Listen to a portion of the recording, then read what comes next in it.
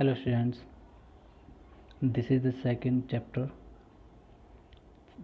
company trade to the territory, and this is the part 4th. Let's start. War with the Marathas से युद्ध करना हुआ. From the late 18th century, the company also sought to curb and eventually destroy Maratha power. 18वीं शताब्दी के अंत तक आते आते कंपनी ने मराठा पावर को भी तहस नहस कर दिया और उनके राज्यों को हत्या लिया. With their defeat in the third battle of Panipat 1761,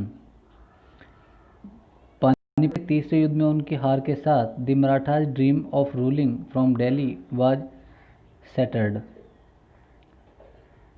मराठाओं का दिल्ली पर राज करने का जो सपना था वह बिल्कुल ख़त्म हो गया, बंद हो गया.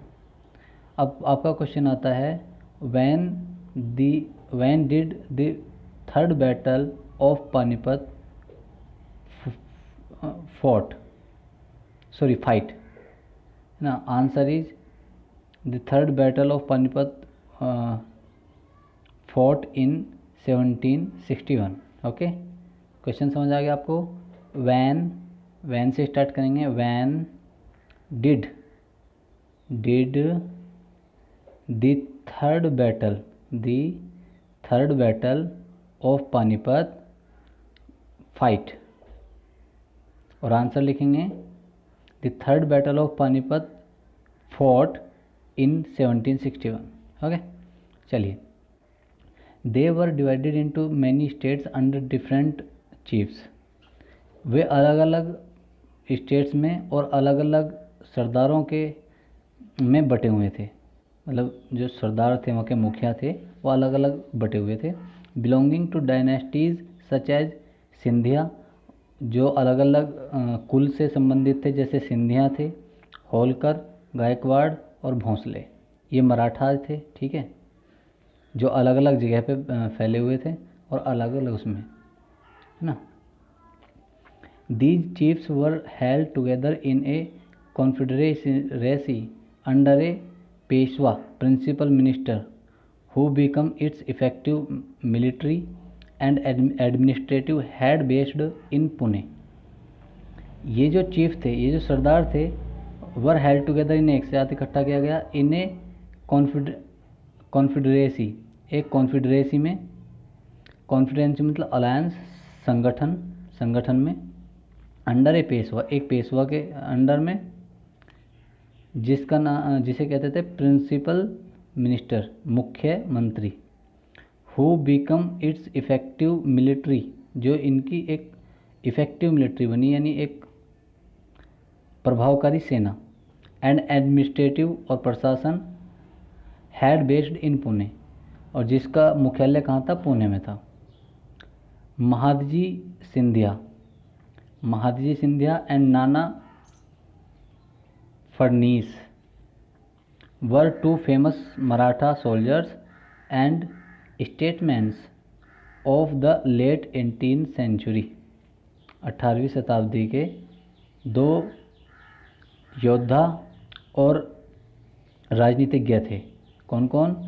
एक थे माधवजी सिंधिया और दूसरे थे नाना फडनीस. क्या हो गया? The Marathas were subdued in a series of wars. Marathas एक युद्धों की श्रृंखला में उलझे रहे, यानी युद्ध के बाद युद्ध लड़ते रहे.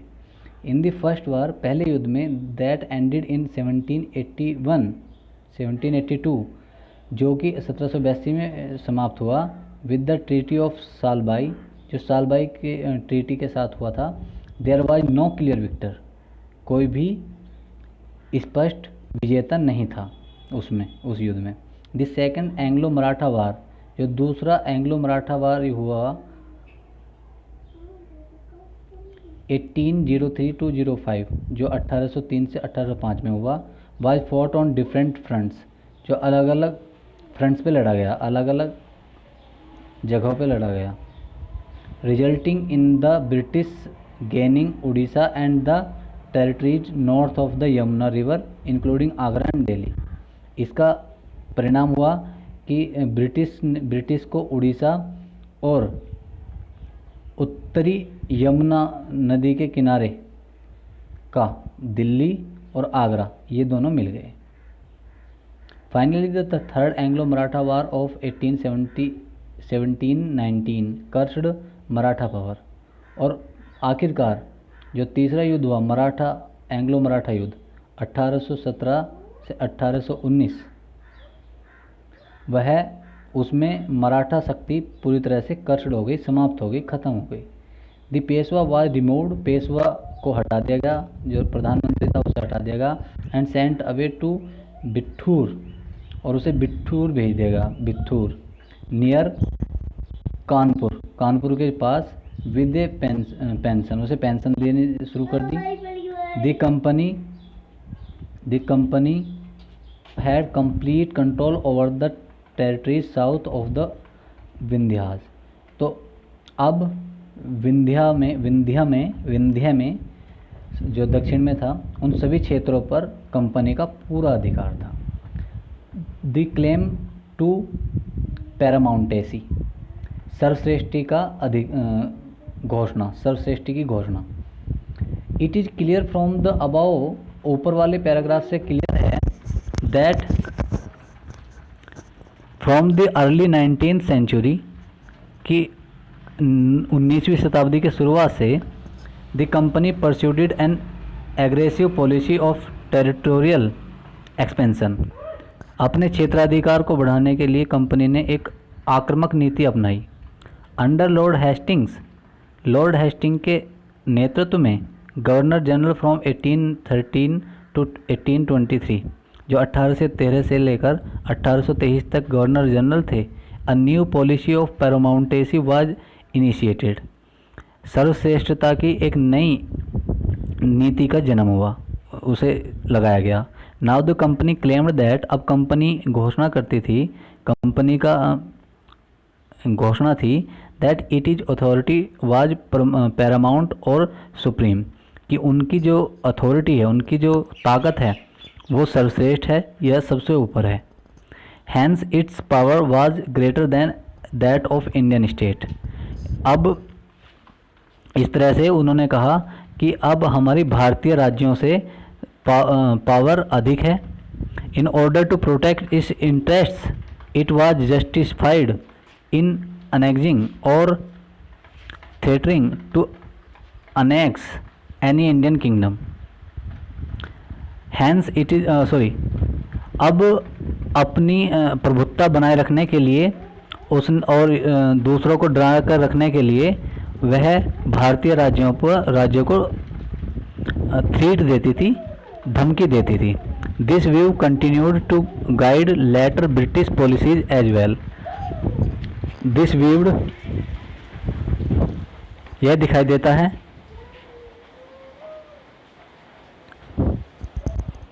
कंटिन्यू टू गाइड, बाद में भी गाइड होता हुआ दिखाई देता है, लेटर बाद में British policies as well, British policies में भी। This process however did not go unchallenged, और ऐसा नहीं है कि ये इसे किसी ने चैलेंज नहीं किया।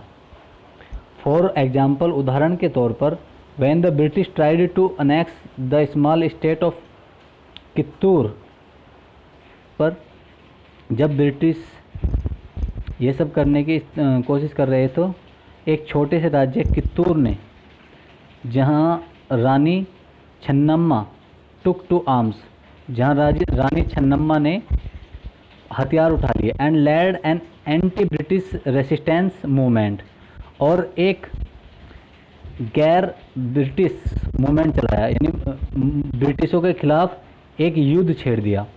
शी वाज अरेस्टेड इन 1824, उन्हें 1824 में अरेस्ट कर लिया गया, एंड डेड इन प्रिजन इन 1829, और कैद खाने में 1829 में वह मर गई। बट रायना अपवर चौकीदार ऑफ संगोली इन कित्तूर, लेकिन रायना एक गरीब चौकीदार संगोलिका कित्तूर में कैरिड ऑन द रेसिस्टेंस, उसने वो रेसिस्टेंस चलाया, उसने वह अभियान चलाया। With popular support he destroyed many British camps, और उसे खूब समर्थन मिला और उसने बहुत सारे ब्रिटिश कैंप्स को ख़त्म कर दिया, विनाश कर दिया। एंड रिकॉर्ड्स, और ब्रिटिश के बहुत सारे रिकॉर्ड्स को भी। He was caught and hanged by the British in 1830, उसे 1830 में ब्रिटिश के द्वारा पकड़ लिया गया और उसे फांसी की सज़ा दी गई। You will read more about several cases of resistance later in the book, आप किताब में इस रेसिस्टेंस के कई केसों के बारे में बाद में पढ़ेंगे। In the late 1830 the East India company became worried about Russia, 1830 के अंत में जाकर के कंपनी रशिया के बारे में थोड़ी सी चिंतित हो गई। It imagined that Russia might expand across Asia, उसने सोचा कि रशिया एशिया तक अपना विस्तार कर सकता है। And enter India from the north west, और उत्तर पश्चिम से भारत में प्रवेश कर सकता है। ड्राइवन बाई हिज फियर, और अपने डर के कारण the British now wanted to secure their control, अब ब्रिटिश क्या चाहते थे, अपना जो कंट्रोल था, नियंत्रण था, उसे सिक्योर करना चाहते थे, उसे मजबूत करना चाहते थे। ओवर द नॉर्थ वेस्ट, उत्तर पश्चिम की तरफ। दे फोर्ट ए प्रोलॉन्ग्ड वार, उन्होंने एक शुरुआती युद्ध लड़ा विद अफगानिस्तान से, बिटवीन 1838 1838 में एंड 1842 और 1842 में। And established indirect company rule there, और वहाँ इनडायरेक्ट कंपनी रूल उन्होंने लगा दिया, यानी सीधा कंपनी रूल नहीं लगाया, लेकिन इनडायरेक्ट वे में उन्होंने भी वहाँ पर भी कंपनी रूल लगा दिया। Sindh was taken over in 1843, और 1843 में सिंध को भी ले लिया गया। Next in line was Punjab, और अगली लाइन में अगला नंबर था पंजाब का। But the presence of Maharaja Ranjit Singh held back to the company, लेकिन महाराजा रणजीत सिंह की उपस्थिति ने कंपनी को पीछे हटा दिया। कंपनी महाराजा रणजीत सिंह के होते हुए पंजाब पर अधिकार नहीं कर सकती थी, है ना। आफ्टर ही डेथ, लेकिन उनकी मृत्यु के पश्चात इन 1839 1839 में 2 प्रोलॉन्ग्ड वार्स वर फॉट, 2 युद्ध किए गए with the Sikh kingdom, Sikh राज्यों के साथ।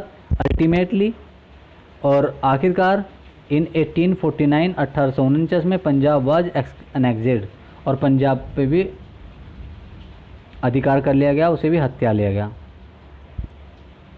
ओके, अब आपका ये क्वेश्चन बनता है कि when company annexed the Punjab, when did, when के साथ डिड अवश्य लगाया करें, वैन डिड, क्योंकि यहाँ पास्ट में ही आती हैं सारी चीज़ें। तो when did company annexed Punjab, was नहीं लगाएंगे, आप लगाएंगे when did company annexed Punjab, और आंसर लिखेंगे कंपनी अनेक्स्ड पंजाब इन 1849। ठीक है, क्वेश्चन में अनेक्स लिखेंगे, ईडी नहीं लिखेंगे।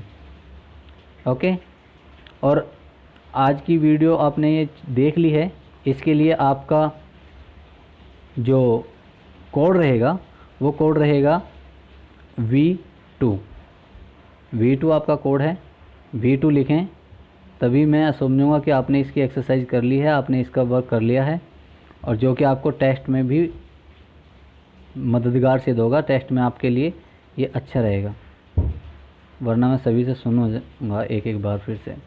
The final wave of the annexation awkward, sorry just a minute, the doctrine of lapse कहते हैं हड़प नीति, डॉक्ट्रिन कहते हैं नीति, पॉलिसी। हड़प नीति क्या थी, आइए पढ़ते हैं। The final wave of annexation awkward under Lord Dalhousie, और आखिरी जो लहर थी अनेक्सेशन की, यानी कि हड़पने की, यानी कि किसी अधिकार करने की, वो हुई लॉर्ड डलहौजी के अंतर्गत। Who was the governor general from 1848 to 1856, जो गवर्नर जनरल बना 1848 से 1856 के बीच। ही डिवाइड ए पॉलिसी, उसने एक पॉलिसी डिवाइड की, उसने एक पॉलिसी बनाई। That came to be known as the doctrine of lapse, जिसे हड़प नीति के नाम से जाना गया। जिसे किस नाम से जाना गया? हड़प नीति के नाम से। Okay. The doctrine declared that, और डॉक्ट्रिन में क्या था, उस नीति में क्या था? इफ़ इंडियन रूलर, यदि कोई भारतीय शासक डेड, मरता है, विदाउट ए मेल हेयर, बिना किसी पुरुष उत्तराधिकारी के, यानी बिना पुत्र के, हिज किंगडम, उसका राज्य, वुड लैप्स, हत्या लिया जाएगा, हड़प कर लिया जाएगा। That is become part of the company territory, और वो क्या बन जाएगा? कंपनी टेरिटरी बन जाएगा, कंपनी का राज्य बन जाएगा। वन किंगडम आफ्टर अनोदर, एक राज्य के बाद दूसरा। Was annexed simply by applying this doctrine, इस नियम को लगा करके हत्याए जाने लगे, एक के बाद एक राज्य हत्याया जाने लगा। सबसे पहले कौन सा यूज हुआ? सतारा। सतारा 1848 में, 1848 में। फिर उसके बाद नंबर आया संबलपुर का, संबलपुर 1850 में, 1850 में। फिर उदयपुर 1852 में। फिर नागपुर 1853 में, और फिर झांसी 1854 में। ठीक है, ये कितने राज्य हुए? 1 2 3 4 5 स्टेट्स को डॉक्ट्रिन ऑफ लैप्स में कंपनी ने अपने अंडर लिया। क्या क्या नाम थे उनके? सतारा, संबलपुर, उदयपुर, नागपुर और झांसी। ठीक है, ये भी आपका क्वेश्चन है। Write the names of the 5 states which annexed by the company under doctrine of lapse. ठीक है, write the name of the states which annexed by the company under lapse of doctrine। Okay, under lapse of doctrine. और आपको ये 5 लिखने हैं with the सन। Okay, with their time. Okay, time के साथ। फाइनली इन 1856, 1856 में the company also took over Awadh, और अवध पे भी अधिकार कर लिया कंपनी ने। This time the British had an added argument, और इस बार ब्रिटिश ने एक और आर्गूमेंट जोड़ दिया, एक और बात जोड़ दी। दे सैड देवर, उन्होंने कहा कि वे थे ओब्लाइड बाय ड्यूटी, उनका एक कर्तव्य बनता था, to take over Awadh, Awadh को हत्याना, order to free the people from the misgovernment, है ना। उन्होंने कहा कि अवध को हत्याना उनका एक दायित्व था, ताकि वहाँ के लोगों को मिस गवर्नमेंट, जो वहाँ की गलत सरकार है, उससे छुटकारा मिल सके। ऑफ द नवाब, नवाब का जो गलत शासन वहाँ पे चल रहा है, उससे छुटकारा मिल सके। Enraged by the humiliating way in which the nawab was deposed, enraged by the humiliating way, इस शर्मसार कर देने वाले तरीके से, in which the nawab was deposed, जिस तरह से नवाब को डिपोज किया गया, नवाब को उजागर किया गया। The people of Awadh join the great revolt that broke out in 1857, Awadh के लोगों ने एक विद्रोह में भाग लिया जो हुआ 1857 में, क्योंकि वहाँ पर नवाब को बहुत ही गलत बताया गया, जो कि उस समय लोगों के विद्रोह का कारण बना। चलिए जी, एक्टिविटी पे आ जाते हैं, भी लेते हैं। इमेजिन, सोच लीजिए, दैट यू आर ए नवाब, कि आप एक नवाब नेफ्यू हैं, है ना, नवाब के भतीजे वगैरह हैं या भतीजी वगैरह हैं। And have been brought up thinking that you will one day be king, और तुम्हारी जो पालन पोषण किया गया है वो इस तरह से किया गया है कि तुम एक दिन राजा बनोगे।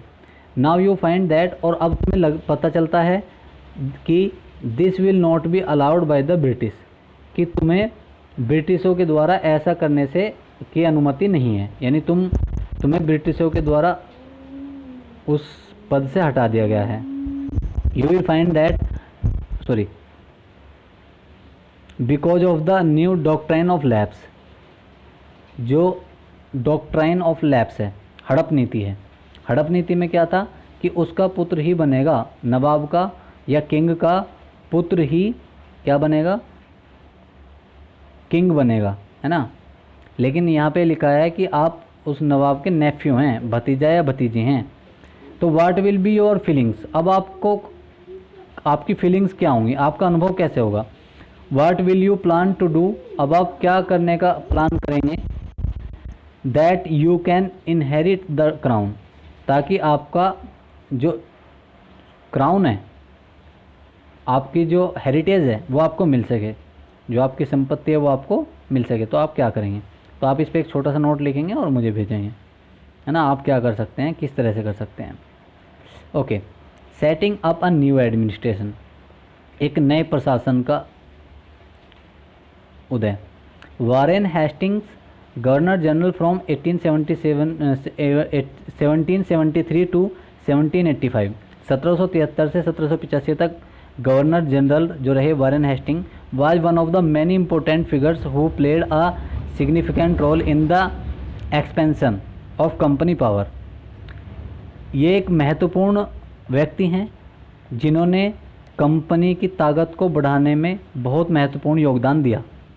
बाय हिज टाइम, उसके समय में, the company had acquired power not only in Bengal, company ने केवल बंगाल में ही शक्ति नहीं बढ़ाई, but also in Bombay and Madras, बल्कि मद्रास और बॉम्बे में भी अपनी ताकत को मजबूत किया।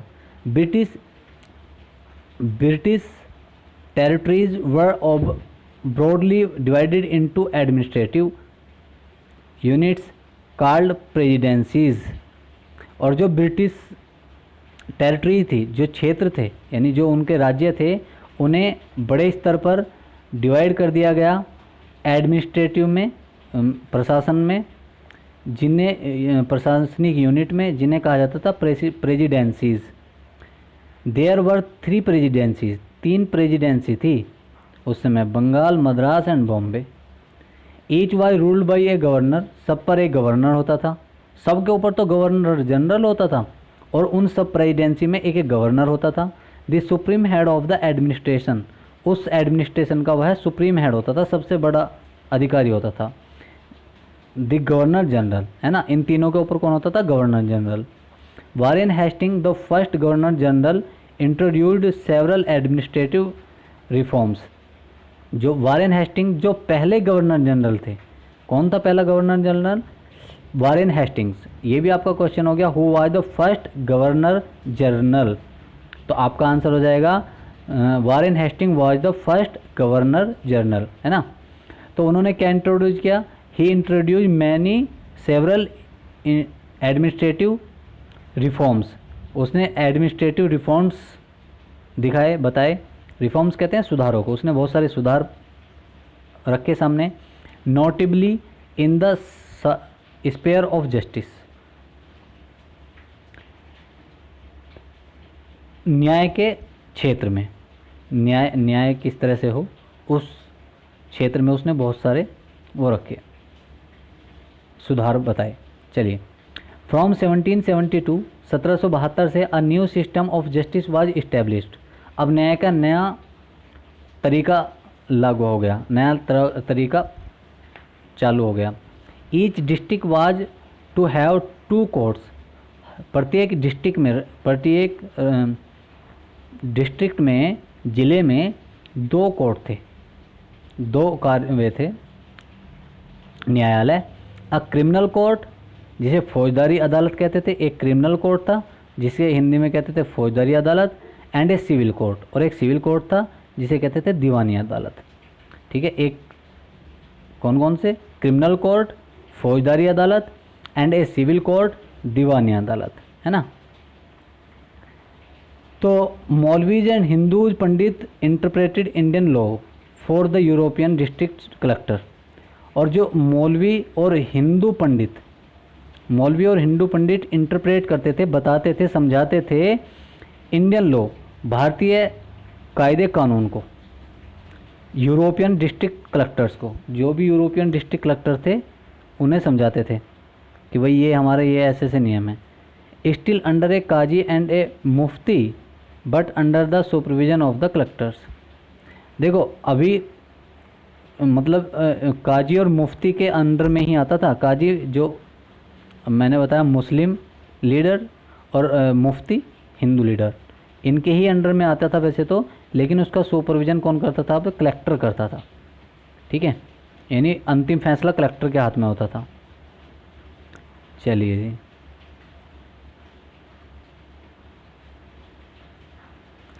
Van Warren Hastings were back to England. जब वारेन हेस्टिंग इंग्लैंड में वापस आया इन 1785 1785 में, Edmund Burke accused him of being personally responsible for the misgovernment of Bengal.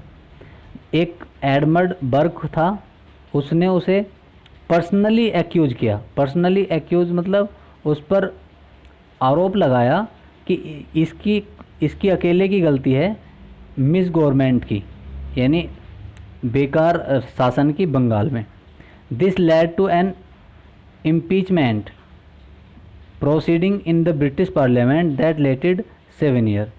और इस तरह से एक इम्पीचमेंट हुआ, एक केस हुआ जो ब्रिटिश पार्लियामेंट में अगले 7 साल तक चला।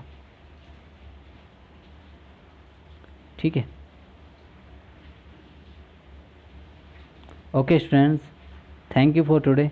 जो मैंने आपको बताए हैं आपको कमेंट भी करना है। आप सभी मेरा चैनल सब्सक्राइब भी कर लीजिए, और जितने क्वेश्चंस इसमें कराए हैं वो सब बच्चे अपने अपने सारे क्वेश्चंस लिख करके अच्छे से क्वेश्चन को फॉर्म करके उनका आंसर लिख करके मुझे सेंड कर दें। और कल यहाँ से स्टार्ट करेंगे ए मेजर प्रॉब्लम वाज द ब्राह्मण पंडित, है ना। Okay, thank you.